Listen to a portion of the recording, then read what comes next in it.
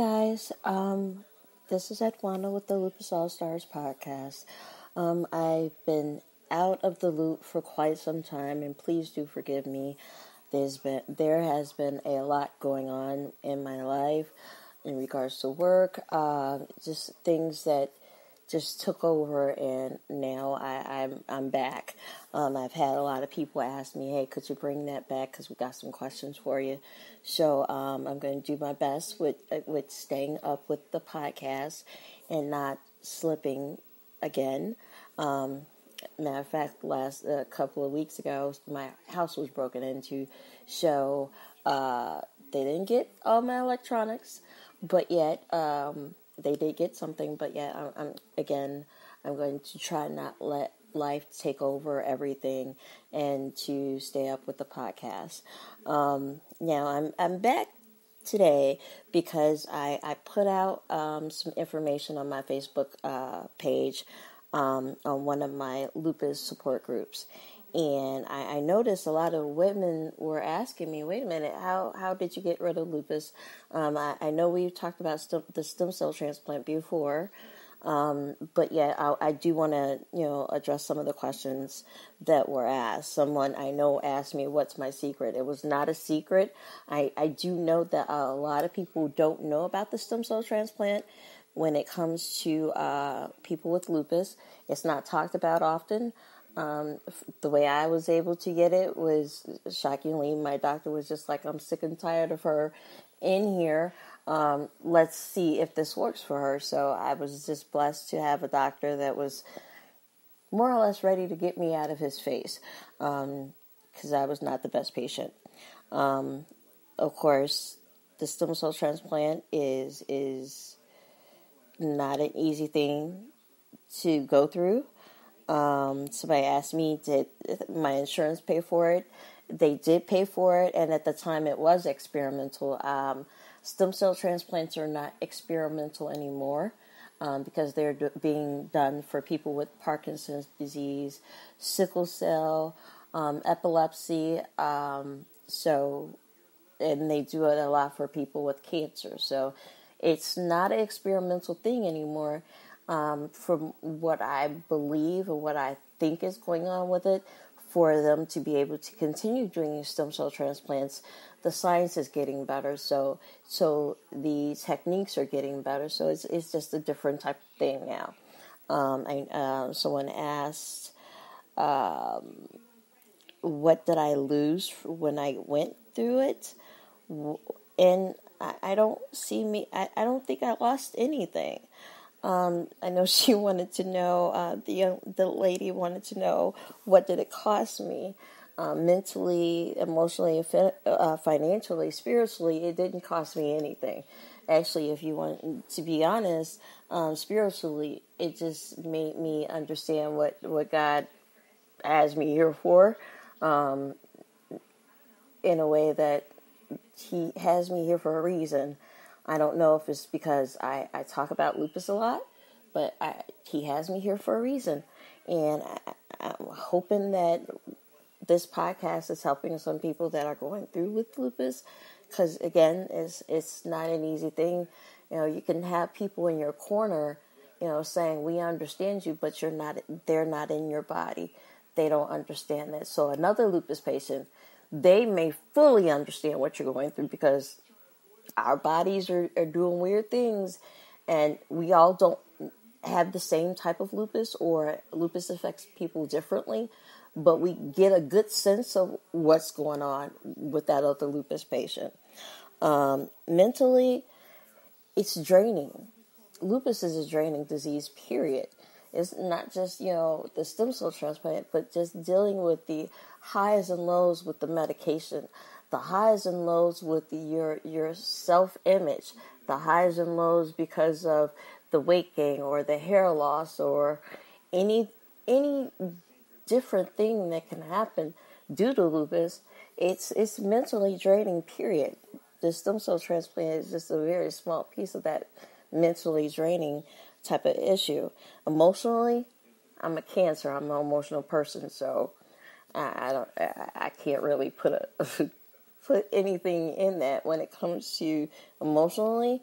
Again, I've been on prednisone for 27 years, so my emotions are always crazy, always have been, but yet with prednisone, it kind of just magnified everything. I do know that in regards to my emotions, my anger issues are just astronomical. Due to prednisone, again, that's the word that I don't like to talk about a lot, but prednisone, doing so much research over the 27 years of dealing with lupus and the lupus complications, I found out prednisone can make people psychotic. So my anger issues, I'm like, I go from 1 to 60 in 2.2 seconds. So that's part of the emotional thing. But yet, even when you go through the stem cell transplant, the stem cell transplant is healing your body, but yet the damage has been done to most of your organs, or certain things like with the prednisone, it breaks down your muscle tone, and it could give you osteoporosis. So more or less, if I fall, I'm going to break something. I'll be 15 years lupus free next year, but yet guess what? The damage has been done. There's no fixing certain things that are broken. It can't be fixed. But yet, again, I'm lupus free, but yet I'll be forever labeled a lupus patient. I guess for me, I don't mind that, for the simple fact that I am strong with it. Lupus has made me the fighter that I am. And I know if it ever comes up again, I'm going to fight it again. So that's not an issue. So the lady actually asked me about my journey with lupus. My journey with lupus is never going to end because of the complications that arose from that, that are still part of my life, again. And then knowing that I am a lupus patient, when I talk to other people that have lupus, that is more or less my lupus family. That's family on a level that not a lot of people will understand unless they had lupus, unless they fought this disease. So my journey is always going to be a journey. I've come across so many younger people with lupus.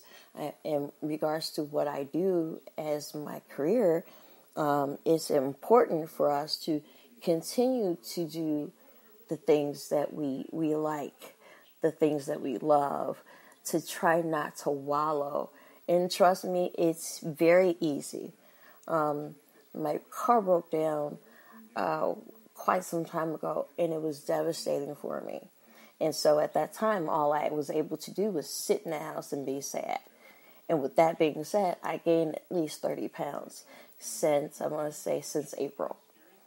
Not happy with it, so I'm in the process of getting that down. But when it comes to the stem cell transplant, you have to be spiritually ready. Not so much mentally, because for me, I say if you're spiritually ready to try to make this disease a thing of the past, then you'll be emotionally ready. Physically, I'm not sure. But yet, if your doctor says you're strong enough, then spiritually and physically ready, then everything else is going to fall into place. Being spiritually ready, everything else is going to fall into place. I get these questions, and there was not a lot of questions on my Facebook page. So I'm giving you guys a little snippet in regards to this stem cell transplant, and I need specific questions. I know people always have questions about lupus, what is it, and things like that, but now my lupus community is seeing that I'm saying I'm going to be 15 years lupus free. Of course, everybody wants to know, okay, wait a minute, you mean I can get rid of this disease? Trust me. It took me a while to say, okay, fine, to go ahead and get the stem cell transplant. It took me a minute because it was going to take up some of my life. Meaning I was in the hospital for approximately 3 months, in and out, because you have to go through chemo, and then they have to strengthen your immune system once you go through it.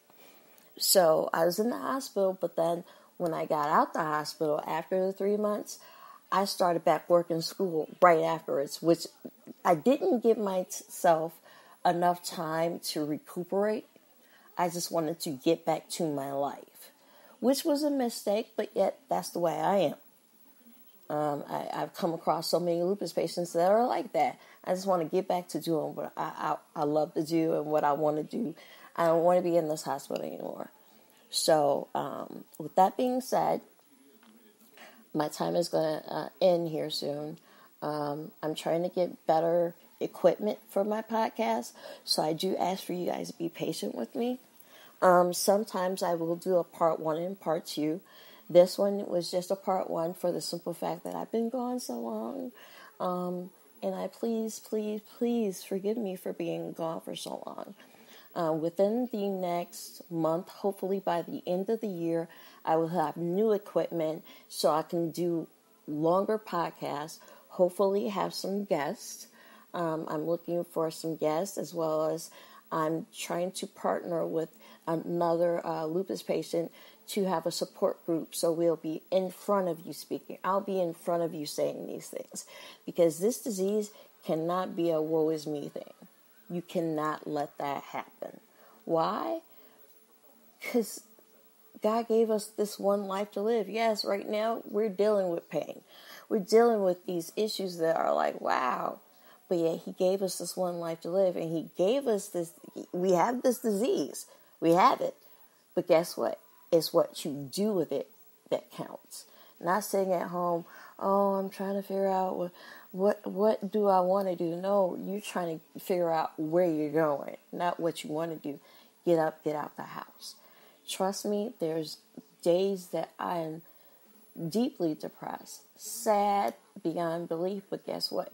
Nobody ever knows. If they know, it's only one person that probably knows, and that would be my mom. That's the only person that knows that I'm sad. And everybody else is like, oh, she's okay. Okay, if you want to think that, that's fine. Because I don't share my vulnerability. Okay, I'm saying that all wrong. I'm so sorry. I don't show that with everybody, because they can use that against you. I do get a lot of people assuming about me for some strange reason. They like to assume, but that's on them to assume. I have no way of making them not assume. And like my mom says, I could show you better than I could tell you. But so with that being said, I'm here with any questions you may have. I know a lot of people feel as though they're not good with podcasts. Some people asked if I would do a video podcast. I don't know when that's going to happen, because I don't think anybody wants to see my face. Yes, my voice is nice or whatever, fine. But yeah, I at this point right now, I don't feel comfortable putting my face there.